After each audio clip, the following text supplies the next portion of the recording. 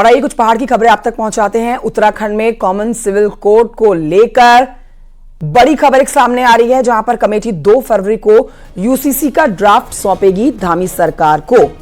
तो यूसीसी से जुड़ी हुई ये बड़ी जानकारी आपको दे रहे हैं। ड्राफ्ट सौंपा जाएगा और 6 फरवरी को धामी सरकार विधानसभा में ड्राफ्ट लाएगी यूसीसी का, जिसके बाद इस पर व्यापक चर्चा की जाएगी। बता दें आपको, विधानसभा का सत्र 5 फरवरी से शुरू हो रहा है, लेकिन उससे पहले ही, विधानसभा के सत्र शुरू होने से पहले ही उत्तराखंड में यूसीसी को लेकर एक बड़ी जानकारी। 2 फरवरी को यूसीसी का ये ड्राफ्ट धामी सरकार को ड्राफ्ट सौंपेगी और 6 फरवरी को धामी सरकार इसे विधानसभा में ड्राफ्ट को पटल पर रखेगी और फिर इसके ऊपर चर्चा की जानी है।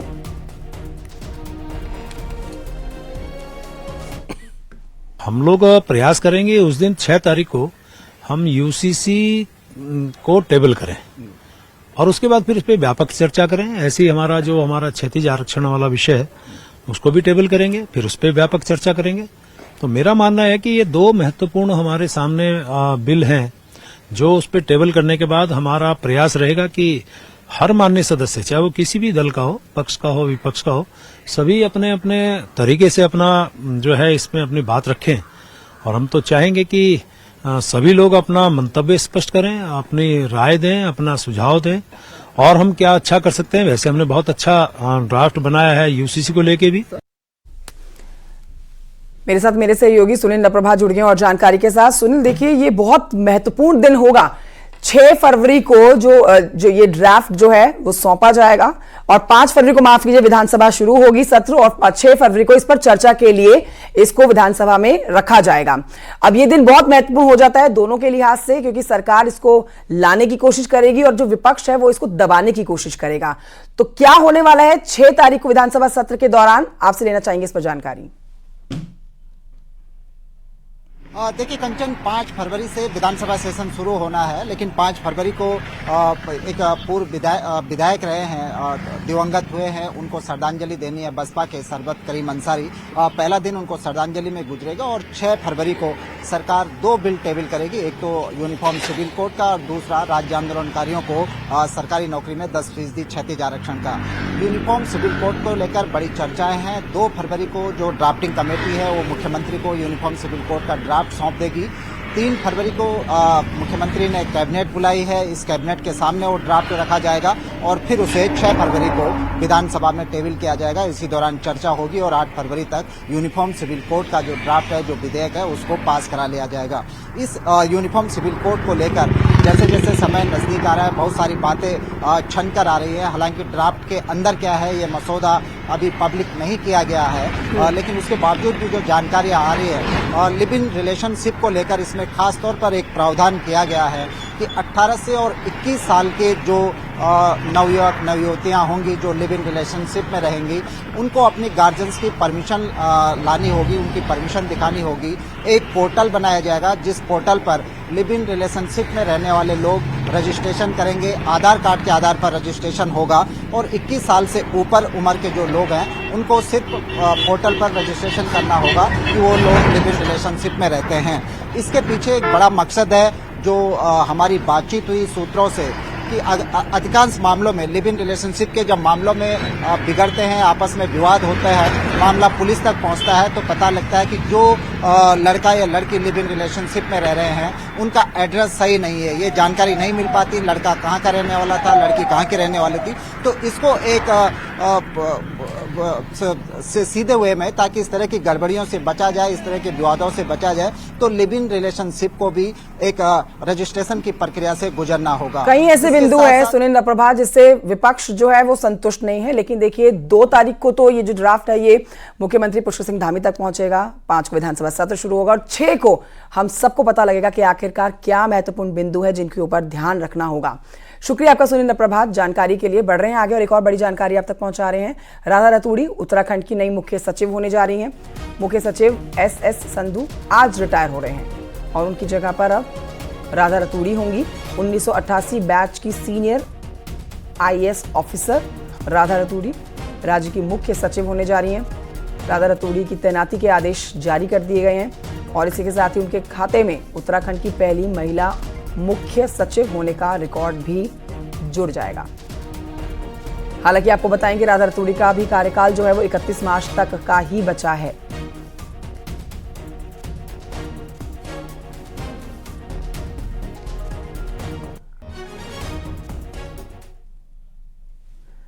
उत्तराखंड में 6 आईएएस और 12 पीसीएस ऑफिसर्स के तबादले किए गए हैं, जिसमें आपको बताएं कि एमडीडीए सचिव मोहन सिंह बरनिया का तबादला किया गया है। उन्हें अपर आयुक्त आबकारी बनाया गया है।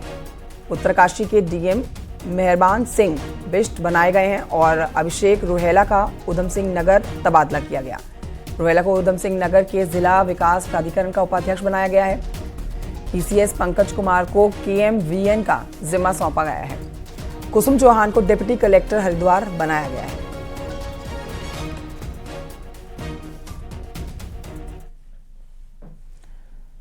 और आइए बात करते हैं बदले हुए मौसम के मिजाज की। उत्तराखंड में आज से मौसम पूरी तरह से बदलने वाला है। मौसम विज्ञान केंद्र ने प्रदेश में बारिश और बर्फबारी का ऑरेंज अलर्ट जारी किया है। उत्तरकाशी, चमोली, रुद्रप्रयाग, पिथौरागढ़, बागेश्वर में कहीं कहीं पर भारी बारिश हो सकती है, ऐसी संभावना जताई गई है। ऊपरी इलाकों में बर्फबारी का अनुमान है। आज और कल के लिए मौसम विज्ञान केंद्र ने सभी डिपार्टमेंट्स को एडवाइजरी जारी कर दी है।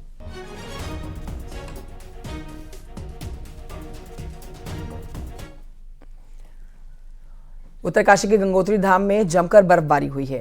काफी दिनों के बाद गंगोत्री में बर्फ गिरी है। वहीं बर्फबारी के बाद पूरा धाम बर्फ की सफेद चादर में लिपटा हुआ नजर आया। बर्फबारी के बाद पूरी घाटी में ठंड और बढ़ गई। दूसरी ओर बर्फ गिरने से किसानों के चेहरे खिल गए।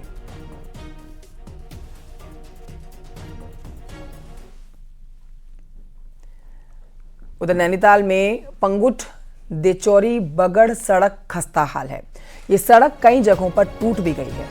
2018 में सड़क में डामर भी हुआ, लेकिन 6 महीने भी ये डामर नहीं चल सका। पंगुट मरडोरा बगड़ पर्यटन स्थल जो है उसको जोड़ने वाली सड़क की हालत इतनी ज्यादा खराब है कि पर्यटक भी आधे रास्ते से लौट रहे हैं, जिससे पर्यटन कारोबारियों को बड़ा नुकसान झेलना पड़ रहा है। 12 से ज्यादा गांवों को जोड़ने वाले इस सड़क की खस्ता हाल होने से ग्रामीणों को अस्पताल आने जाने में दिक्कत हो रही है।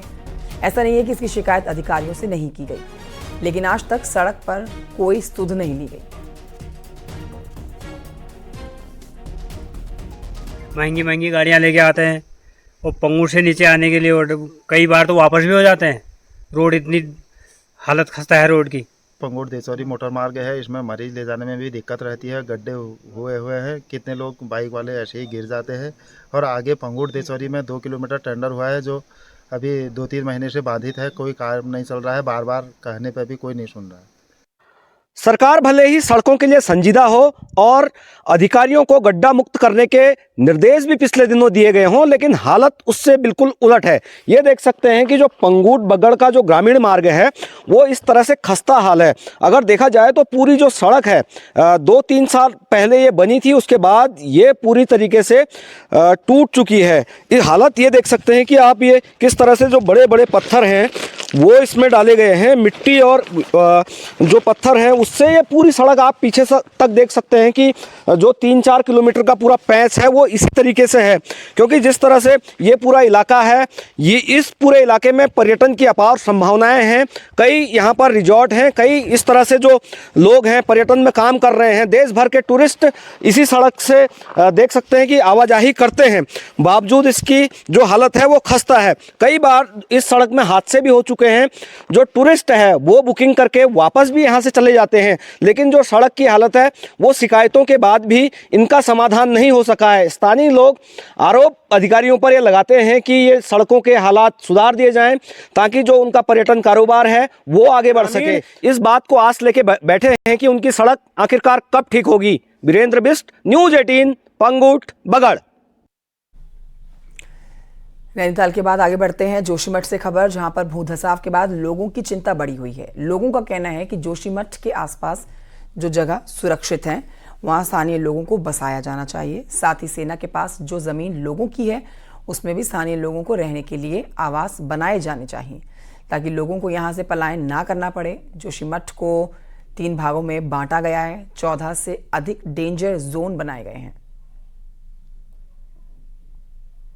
लेकिन ये जो एक शहर उजाड़ने की आपने एक षड्यंत्र, हमको तो षड्यंत्र की वो आ रही, क्योंकि साल भर से कुछ भी नहीं हुआ, एक कदम हम आगे नहीं बढ़े। केवल रेड जोन, कहीं पीला निशान लग गया, कहीं काला निशान लग गया है, आपने पैसे ले लिया बिजली। अब बच्चों की पढ़ाई बोर्ड आने वाला है और बिजली का, अब तो तुम्हें उसी दिन ये उनसे लिखित ले लेना चाहिए था ना जिस दिन। अब आपने तो हमारे समाज को बांट के रख दिया आज के समय में, कि आधे को आपने दे दिया, आधे को आपने छोड़ दिया।